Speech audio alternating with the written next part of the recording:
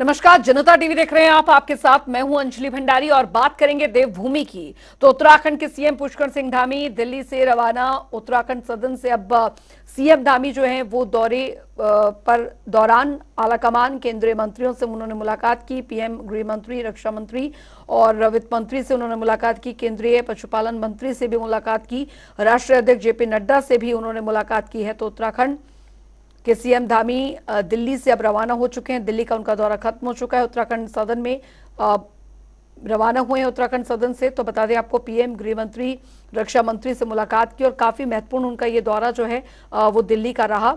कई केंद्रीय मंत्रियों से उनका मुलाकात का कार्यक्रम भी रहा। साथ ही राष्ट्रीय अध्यक्ष जेपी नड्डा से भी उन्होंने मुलाकात की। इस बीच कई राज्य से जुड़े कई मुद्दों को लेकर उन्होंने इस बीच चर्चा की और साथ ही जो मौजूदा राजनीतिक हालात प्रदेश में बने हुए हैं उसको लेकर भी उन्होंने चर्चा की।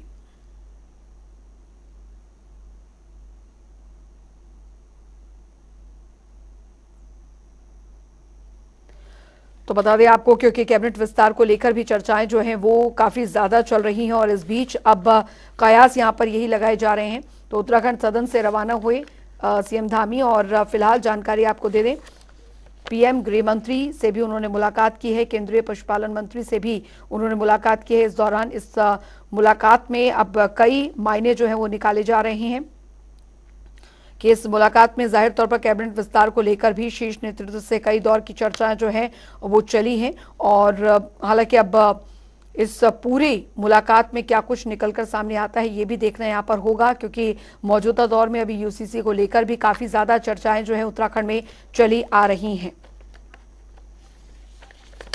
नवीन शुक्ला संवाददाता हमारे साथ इस बीच जुड़ गए हैं ज्यादा जानकारी के साथ। नवीन, उत्तराखंड के मुख्यमंत्री पुष्कर सिंह धामी का दिल्ली दौरा कई मायनों में अहम रहा है। इस बीच उन्होंने प्रधानमंत्री से लेकर तमाम केंद्रीय मंत्रियों और राष्ट्रीय अध्यक्ष से भी मुलाकात की है। क्या कुछ मायने उनके इस दिल्ली दौरे के निकाले जाएं? अंजलि, निश्चित तौर पर मुख्यमंत्री पुष्कर सिंह धामी अपने 3 दिवसीय दिल्ली दौरे को लेकर तमाम सारे नेताओं से मुलाकात की है। इसके साथ ही उन्होंने प्रधानमंत्री जो मुलाकात है काफी अहम भी मानी जा रही है, क्योंकि उत्तराखंड के विकास के लिए अगर बात की जाए तो तमाम सारे मुद्दों पर चर्चा भी हुई है। इसके साथ ही उत्तराखंड की सियासत में एक मामला जरूर गर्म होता हुआ नजर आ रहा है कि लगातार कैबिनेट बंटवारे की जो बात चल रही थी उसकी भी सरगर्मियां तेज हो रखी हैं कि जल्द ही कैबिनेट का बंटवारा हो सकता है। हालांकि मुख्यमंत्री पुष्कर सिंह धामी अभी दिल्ली से देहरादून के लिए रवाना हुए हैं, लेकिन कहीं ना कहीं उत्तराखंड की जो सियासत है वह गर्म होती हुई नजर आ रही है। राष्ट्रीय अध्यक्ष जेपी नड्डा से उन्होंने मुलाकात की है और कई मामलों में यह मुलाकात भी अहम मानी जा रही है, क्योंकि जो कैबिनेट का विस्तार है उसकी संभावनाएं भी जताई जा रही थी। हालांकि मुख्यमंत्री पुष्कर सिंह धामी जैसे ही देहरादून पहुंचेंगे तो तमाम सारे जो मीडिया है उनसे मुखातिब भी होंगे और उनसे बात चर्चा करेंगे कि जो केंद्रीय नेताओं से क्या कुछ चर्चाएं हुई हैं। हालांकि अगर मामले की बात की जाए तो कहीं ना कहीं चर्चाओं का बाजार जरूर गर्म है कि उत्तराखंड में जल्द से जल्द कैबिनेट बंटवारा हो सकता है। इसके साथ ही तमाम सारे और अन्य मुद्दों पर भी उनकी चर्चा हुई है। निर्मला सीतारमण से उनकी मुलाकात हुई है और प्रदेश विकास में जो तमाम सारे मुद्दे हैं उस पर भी चर्चा हुई है। तो कहीं ना कहीं यह मुलाकात और जो मुख्यमंत्री का दिल्ली दौरा है वह काफी महत्वपूर्ण माना जा रहा है। नवीन, क्योंकि अभी फिलहाल यूसीसी को लेकर भी काफी राज्य में चर्चाएं जो हैं वो जोरों शोरों पे चल रही है, उसको लेकर भी जाहिर तौर पर चर्चा यहाँ पर संभव मानी जा रही है जो हुई होगी। जी, निश्चित तौर पर, क्योंकि कल मुख्यमंत्री पुष्कर सिंह धामी ने साफ तौर पर दिल्ली में मीडिया से बात करते हुए कहा है कि जल्द ही यूसीसी पर निर्णय होने वाला है, लेकिन उन्होंने यह भी कहा है कि थोड़ा इंतजार जरूर करना पड़ेगा और यह भी रास्ता साफ होने वाला है कि उत्तराखंड में यूसीसी लागू हो जाएगा और उत्तराखंड दूसरा राज्य बनेगा जहां पर यूसीसी लागू होगा। तो कहीं ना कहीं जो मुख्यमंत्री का दौरा है काफी महत्वपूर्ण माना जा रहा है। मुख्यमंत्री पुष्कर सिंह धामी अब दिल्ली से देहरादून के लिए रवाना होंगे और कहीं ना कहीं जैसे ही वह देहरादून पहुंचेंगे तो वो मीडिया से भी आप बात करते हुए नजर आएंगे और तमाम सारी जो तस्वीरें हैं वो भी साफ होती हुई नजर आएंगी। नवीन, लेकिन मंत्रिमंडल विस्तार को लेकर जो चर्चाएं अभी चल रही हैं उसमें ये भी निकलकर सामने आ रहा है कि जहां पर 2 चेयरों को यहां पर जगह मिल सकती है मंत्रिमंडल में, उनमें से अगर मंत्रिमंडल से 2 चेयरों की छुट्टी भी हो सकती है, तो जाहिर तौर पर इस पूरे सिनेरियो को लेकर भी चर्चा अभी काफी जोरों शोरों से चल रही है। जी, निश्चित तौर पर अगर देखा जाए तो मुख्यमंत्री पुष्कर सिंह धामी दिल्ली गए हैं। कहीं ना कहीं जो कैबिनेट मंत्री हैं उनका लेखा जोखा भी मुख्यमंत्री लेकर गए थे। तमाम सारी बातें सामने निकलकर सामने आ रही थी कि कई कैबिनेट मंत्रियों की छुट्टी भी हो सकती है और कुछ नए चेहरे भी शामिल हो सकते हैं, लेकिन यह तस्वीर अभी साफ नहीं हो सकती है कि कौन नए चेहरे यहाँ पर आएंगे और जो पुराने चेहरे हैं किसी मंत्रिमंडल से हटाया जाएगा। हालांकि बीजेपी का साफ तौर पर कहना है कि जो भी कैबिनेट मंत्री हैं वो साफ तौर पर पूरी तरीके से काम कर रहे हैं, लेकिन कहीं ना कहीं चर्चाओं का बाजार जरूर गर्म है कि कई कैबिनेट मंत्रियों की छुट्टी हो सकती है और कई नए चेहरे में जो कैबिनेट है उसमें शामिल हो सकते हैं। नवीन, मिशन 2024 को लेकर जो है वो तैयारियां जो बीजेपी जोरों शोरों से कर रही है और जो अभी पृष्ठभूमि उत्तराखंड में बनाई जा रही है, ये मुलाकात उस मायने में भी काफी अहम मानी जा रही है। देखिए, सबसे बड़ी बात यह है कि बीजेपी द्वारा लगातार जनसंपर्क अभियान चलाया जा रहा है। इसके तहत आम जनता से जुड़ने का काम किया जा रहा है। सबसे बड़ी बात यह है कि लोकसभा चुनाव जल्द ही होने वाले हैं 2024 में। अब कुछ ही समय बाकी है, तो कहीं ना कहीं बीजेपी अपनी पूरी तैयारियों में लगी हुई है। किस तरीके से जो लोकसभा चुनाव है उसे जीता जाए, इन सब मुद्दों पर चर्चा हो रही है। नवीन बने रहिए आप हमारे साथ। बीजेपी प्रदेश प्रवक्ता कुंवर जपेंद्र सिंह जी हमारे साथ जुड़ गए हैं। सर, स्वागत है आपका जनता टीवी पर। बहुत बहुत धन्यवाद आपको। कुंवर जपेंद्र सिंह जी, क्योंकि अभी काफी ज्यादा चर्चाएं इस बात से उठ रही हैं कि जल्द ही कैबिनेट विस्तार जो है वो हो सकता है। अभी हाल फिलहाल मुख्यमंत्री भी दिल्ली दौरे से वापस लौटे हैं और दिल्ली में भी कई केंद्रीय मंत्रियों से, प्रधानमंत्री नरेंद्र मोदी से भी मुलाकात की है। तो अब चर्चाएं यहाँ पर ये चल रही कि जल्द ही कैबिनेट का विस्तार नए चेहरे जोड़ सकते हैं, ऐसी चर्चाएं हैं सर? देखिए, उत्तराखंड के अंदर महाजनसंपर्क अभियान चल रहा था और महाजनसंपर्क अभियान के तहत घर घर जाकर भारतीय जनता पार्टी की नीति रीति और विकास कार्यों को लेकर जनता के बीच में चर्चा करना और जनता के मनोभावों के अनुरूप भविष्य की योजनाएं, ये एक महत्वपूर्ण एजेंडा था। हाँ, ठीक है कि प्रदेश में कुछ मंत्री पद खाली हैं, तो निश्चित तौर पर वो समय आने पर भरे जाएंगे और जो केंद्रीय नेतृत्व और प्रदेश नेतृत्व को उचित लगेगा प्रदेश हित में वो निर्णय लिए जाने हैं। लेकिन कुल मिलाकर ये सारा जो वार्तालाप है या जो ये टूर था, ये पूरे उत्तराखंड के भविष्य की योजनाओं को लेकर, चर्चाओं को लेकर और वर्तमान में चल रहे विकास कार्य और जनता के मनोभावों के अनुरूप उत्तराखंड को 25वीं वर्षगांठ तक विकसित राज्यों की अग्रणीय श्रेणी में स्थापित करना, ये एकमात्र एजेंडा है केंद्र का भी और माननीय मुख्यमंत्री धामी जी का भी। तो निश्चित तौर पर उसी भाव के साथ प्रदेश आगे बढ़ रहा है माननीय मुख्यमंत्री जी के नेतृत्व में। जी कुंवर जपेंद्र सिंह जी, लेकिन सामंजस्य समीकरण, क्योंकि 2024 का चुनाव नजदीक है, इससे पहले हम कैबिनेट में ये उम्मीद भी कर सकते हैं कि कुछ समीकरण बैठाने की कोशिश यहाँ पर की जाएगी। कुछ चेहरे विशेष तौर पर कुमाऊं और गढ़वाल की तरफ से भी रहेंगे इस कैबिनेट में। देखिए, लोकतांत्रिक व्यवस्था में चुनावों का दौर आता रहता है और जो उत्तराखंड की वर्तमान जो एजेंडा है उस प्रदेश को विकास के पथ पर स्थापित करना है और निश्चित तौर पर जो मंत्री पद हैं वो भरे जाने हैं और जो नेतृत्व का निर्णय होगा और जो लोग प्रदेश के विकास में सहायक होंगे और उनका क्या उपयोग प्रदेश के सीनियर लीडरशिप का किया जा सकता है, तो ये समय समय पर सभी सरकारें करती रही हैं। जी, चलिए, बहुत बहुत शुक्रिया कुंवर जपेंद्र सिंह जी आपका और नवीन आपका भी इस तमाम जानकारी, इस तमाम चर्चा के लिए। तो आपको बता दें कि अब कैबिनेट विस्तार को लेकर शीर्ष नेतृत्व से और साथ ही कई और मुद्दों पर भी ये बातचीत जो है वो मुख्यमंत्री, उत्तराखंड के मुख्यमंत्री पुष्कर सिंह धामी की हुई है। बढ़ेंगे आगे।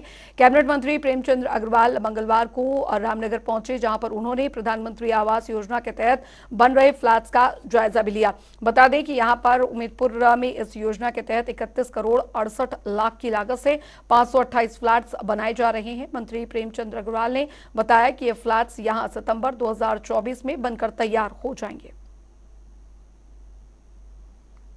देखिए, आप जानते हैं प्रधानमंत्री जी की बहुत ही महत्वाकांक्षी योजना है प्रधानमंत्री आवास योजना, जिसमें गरीब लोगों को आवास देने का जो विषय है। और जहाँ पे मैं खड़ा हूँ, आप जानते हैं कि काशीपुर में पिछली बार माननीय मुख्यमंत्री जी द्वारा इसका शिलान्यास किया गया था और अभी सितंबर 2024 तक यहाँ ये 528 की जो फ्लैट्स या जो आवास बनने हैं उसको मैं आज देखने के लिए आया था। तो अभी चूँकि बारिश का भी मौसम है और मैं उम्मीद कर रहा हूँ कि 2024 सितंबर तक हम ये मकान बना के तैयार करेंगे ताकि उन लाभार्थी को हम इसका लाभ दे सकें।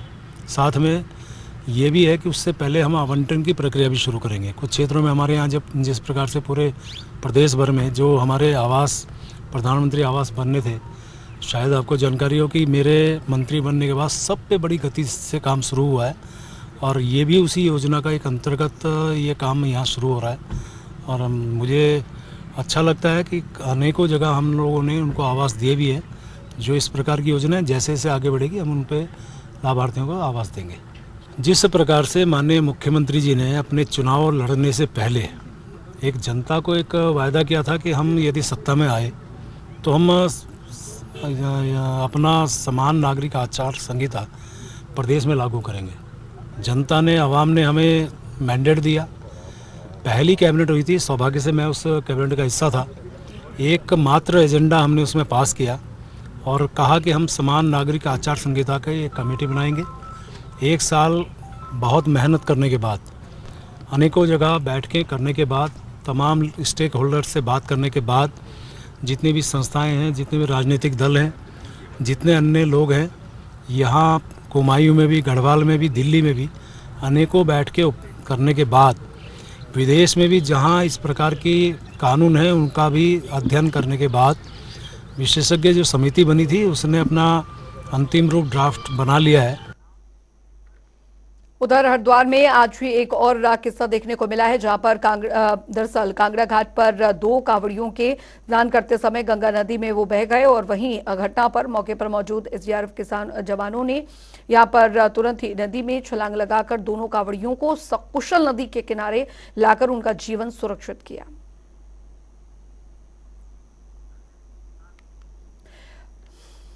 हरिद्वार से विकास करे संवाददाता हमारे साथ जुड़ गए हैं ज्यादा जानकारी के साथ। विकास, अब क्या यह हादसा हुआ था, कब हादसा हुआ था, जिस दौरान कांवड़िए जो है स्नान करने यहाँ पर उतरे थे, तो किस तरीके से हादसा हुआ? फिलहाल दोनों कांवड़िए सकुशल हैं?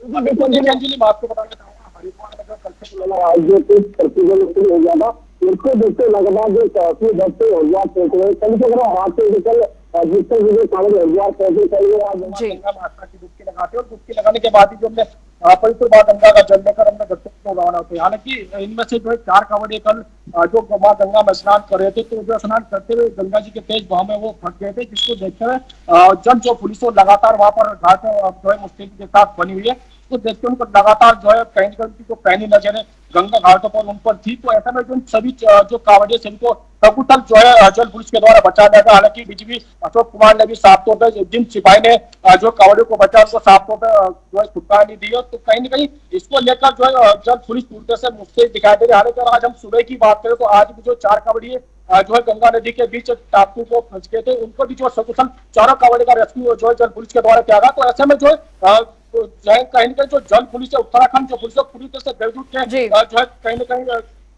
तौर पर साबित हो रही है, कहीं ना कहीं उनको जो है बचाने का काम करिए। तो ऐसे में जो लगातार उत्तराखंड पुलिस है पूरी तरह से मुस्तैद हरिद्वार पर बनी हुई है। जी बिल्कुल विकास, हालांकि इस दौरान प्रशासन के द्वारा भी कुछ व्यवस्थाएं की जाती है ताकि जो गंगा घाटों पर और इस तरीके से घाटों पर पहुंच रहे हैं श्रद्धालु और कांवड़िए, वो इस तरीके से अपने जान को जोखिम भी ना डालें। तो इस तरीके की कोई व्यवस्था वहां पर नहीं की गई है क्या, कि ताकि कम से कम, क्योंकि अभी तो शिवरात्रि भी आनी है और उस दौरान काफी संख्या में जो कांवड़िए यहाँ पर पहुंचेंगे, तो उसको लेकर भी अभी क्या व्यवस्था है वहां पर?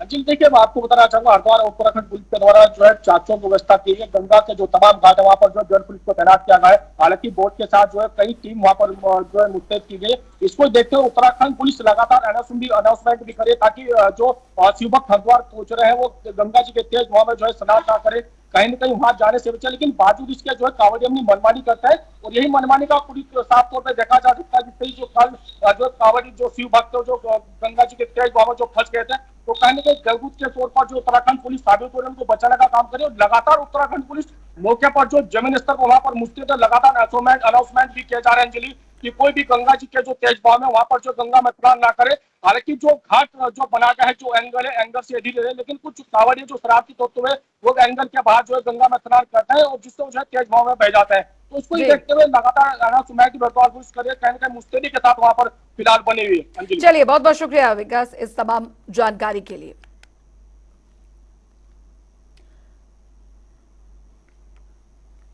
और चलिए अब बात करेंगे मौसम की, क्योंकि उत्तराखंड में आज भी बारिश का येलो अलर्ट जारी है और इस दौरान मौसम विभाग ने यात्रियों और आम जनता से सतर्क रहने की अपील की है। उत्तराखंड में कहीं हल्की, कहीं मध्यम और कहीं पर भारी बारिश का अनुमान जताया जा रहा है। प्रदेश के पर्वतीय क्षेत्रों में तो भारी बारिश के चलते भूस्खलन की घटनाएं भी सामने आ रही हैं और पहाड़ों में हो रही लगातार जो बारिश है चारधाम यात्रा में बाधक बन रही है। वहीं नैनीताल, चंपावत, बागेश्वर, देहरादून में भारी बारिश और बिजली गिरने के साथ ही बौछारें पड़ने का अनुमान है। मौसम विभाग ने 8 जुलाई तक भारी बारिश का अलर्ट जारी किया हुआ है। तो आपको बता दें कि मौसम जो है वो बेहद खराब बना हुआ है और इसको लेकर अलर्ट जो है राज्य मौसम विभाग ने वो भी जारी किया हुआ है। तो मौसम विभाग के पूर्वानुमान अनुसार मानसून कई जगहों पर आफत बनकर बरस रहा है। वहीं बद्रीनाथ राष्ट्रीय राजमार्ग छुनका के पास सड़क पर लगातार पत्थर और मलबा गिरने से बार बार बाधित हो रहा है, जिसके कारण रास्ता अवरुद्ध हो रहा है। पुलिस प्रशासन की ओर से बद्रीनाथ धाम की यात्रा पर आ रहे सभी तीर्थयात्रियों से विशेष अपील की गई है। देहरादून से संवाददाता नवीन शुक्ला हमारे साथ इस बीच जुड़ गए हैं सीधा जानकारी के साथ। नवीन, फिलहाल राज्य मौसम विभाग द्वारा अलर्ट मौसम को लेकर जारी कर दिया गया है। अब कैसा मौसम बना हुआ है? यात्रा, चारधाम यात्रा चल रही है, वहां पर इसको लेकर प्रशासन कितना अलर्ट बना हुआ है? देहरादून की बात की जाए तो मौसम का मिजाज एकदम बदला हुआ है। देर रात से ही राजधानी में देहरादून में बारिश हो रही है। मैं अपने सहयोगी से कहना भी चाहूंगा कि किस तरीके से मौसम हुआ है उसको भी दिखाने का काम करके लगातार उत्तराखंड में बारिश होती भी नजर आ रही है। लगातार राजधानी देहरादून समेत जो पहाड़ी क्षेत्र है वहां पर भी बारिश होती भी नजर आ रही थी। और अगर चारधाम यात्रा की बात की जाए तो चारधाम यात्रा में भी लगातार बारिश और मौसम विभाग समय समय पर अपनी एडवाइजरी भी जारी कर रहा है। इसके साथ ही मौसम विभाग ने फिर एडवाइजरी जारी की है कि जो पहाड़ी क्षेत्र और तमाम सारी व्यवस्थाओं को दुरुस्त करने भी किया जाए। तो साथ ही अगर एसडीआरएफ टीम की बात की जाए तो एसडीआरएफ टीम को लगाया गया है जी। और इसके साथ ही जो यात्री हैं उनसे भी मिजाज से ही यात्रा प्रदान की जाए। तो जो डिजास्टर की टीम है उससे भी लगाया गया है, तो आपदा आती है तो उससे कार्य किया जाए। मौसम विभाग अपनी समय समय पर एडवाइजरी जारी करता रहता है। इसके साथ ही अगर पहाड़ी क्षेत्रों की बात की जाए तो लगातार पहाड़ी क्षेत्रों में बारिश हो रही है। कई जगहों पर ऐसे मामले में आ रहे हैं जहाँ मार्ग भी अवरुद्ध हो रहे हैं। बात की जाए तो जो व्यवस्थाएं दुरुस्त लगा हुआ है, लगातार ऊपर बारिश होती भी नजर आ रही है। जो पहाड़ी क्षेत्र के जिले हैं वहां पर बारिश हो रही है, लैंडस्लाइड की घटनाएं हो रही है। तो इसको देखते हुए तमाम सारी व्यवस्थाओं को दुरुस्त करने का काम भी किया गया है। मौसम विभाग ने एडवाइजरी भी जारी की है कि पहाड़ी क्षेत्रों में जो भी लोग जा रहे हैं वो मौसम देखते हुए पहाड़ी में जाए और अगर जरूरत ना पड़े तो ना जाए। इसके साथ ही चारधाम यात्रा में बनाए गए वहां पर यात्रियों को रोका गया है, क्योंकि कई बार ऐसा हो रहा है कि जो बारिश होने की वजह से रास्ते अवरुद्ध हो रहे हैं और यात्राएं भी बाधित हो रही है। तो जो यात्रियों को दिक्कत ना आने पाए, उन्हें कोई ऐसी दुर्घटना ना होने पाए, इसका विशेष रूप से ध्यान रखा जा रहा है। और जो पड़ाव है वहां पर यात्रियों को रोकने का काम किया गया है। मौसम साफ होने के बाद ही जो यात्री है वो चारधाम यात्रा कर पाएंगे। बिल्कुल नवीन, हालांकि इस दौरान स्थानीय लोग जो हैं उनका भी जनजीवन अस्त व्यस्त यहाँ पर हो गया है। मौसम विभाग की तरफ से ये तक कहा गया है कि कई जगहों पर हल्की, मध्यम और कई जगहों पर भारी बारिश हो सकती है। ऐसे में जगह जगह रास्तों पर भूस्खलन का खतरा इन दिनों काफी ज्यादा बढ़ जाता है। इसको देखते हुए प्रशासन किस तरीके से अलर्ट बना हुआ है? बड़ी बात यह है कि उत्तराखंड में लगातार बारिश होती रहती है। पहाड़ी क्षेत्र, अगर पहाड़ी क्षेत्रों की बात की जाए तो तमाम सारे ऐसे जिले हैं जहां पर लगातार बारिश होती रहती है और मौसम का मिजाज भी बदलता रहता है। अगर प्रशासन द्वारा बात की जाए तो प्रशासन जो जेसीबी लगाई गई है, तमाम सारे जो रास्ते हैं वहां पर जेसीबी लगाए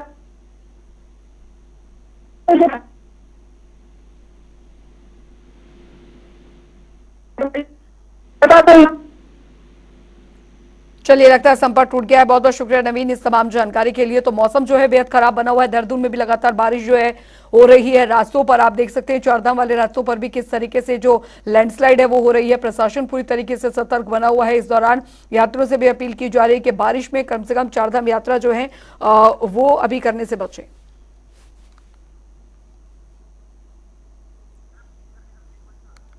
तो बता दें आपको कि लगातार बारिश जो है वो हो रही है पूरे उत्तराखंड में। समूचे उत्तराखंड में जो अलर्ट है वो जारी किया गया है। मौसम जो है बेहद खराब बना हुआ है। मानसून की दस्तक के साथ ही अब जगह जगह पर इस बारिश की वजह से भूस्खलन की खबरें जो है वो भी यहाँ पर आ रही हैं। हालांकि प्रशासन इसको लेकर पूरी तरीके से अलर्ट बना हुआ है।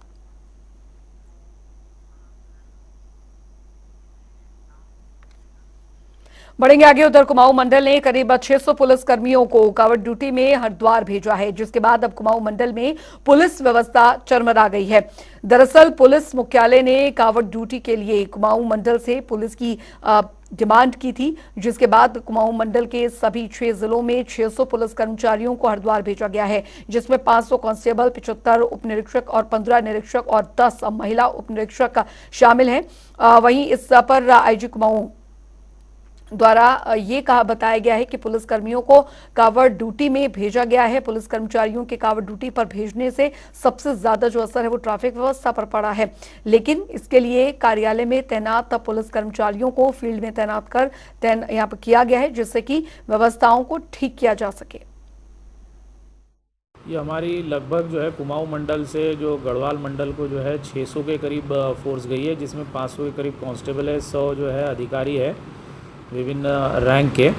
तो इसमें जो है कुछ जो डेली ट्रैफिक और थोड़ा सा जो है इसमें ज़रूर हमको दिक्कतें आ रही है, लेकिन हमने जो है ऑफिस स्टाफ और बाकी जो ब्रांचेस में लगे हुए लोग, इनको अभी जो है रोड पे उतारा हुआ है ऑफिस के स्टाफ को।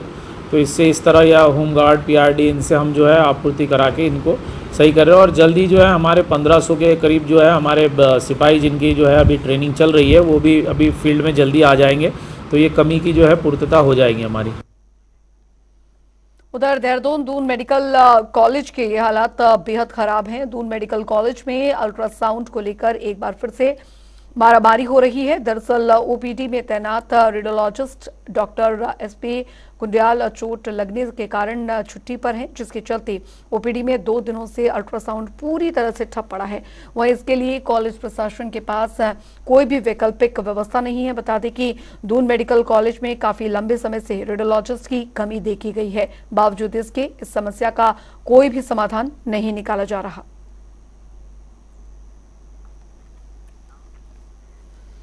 उधर उत्तरकाशी के चिन्यालीसौड़ में दरअसल एक बेकाबू कार 400 मीटर गहरी खाई में जा गिरी। हादसे में कार सवार 2 लोगों की मौके पर मौत हो गई और एक गंभीर रूप से घायल है। वहीं मौके पर पहुंची एसडीआरएफ की टीम ने एक का शव रेस्क्यू कर लिया है और दूसरे शव को रेस्क्यू किया जा रहा है।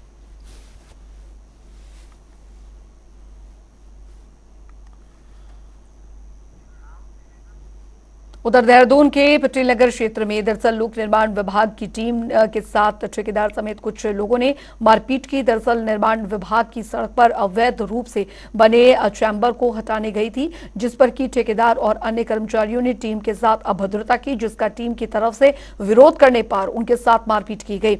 यही नहीं, इस मारपीट का वीडियो सोशल मीडिया पर तेजी से वायरल भी हो रहा है। और चलिए इसी के साथ उत्तराखंड की खबरों में अभी के लिए फिलहाल इतना ही। वक्त है छोटे से ब्रेक का।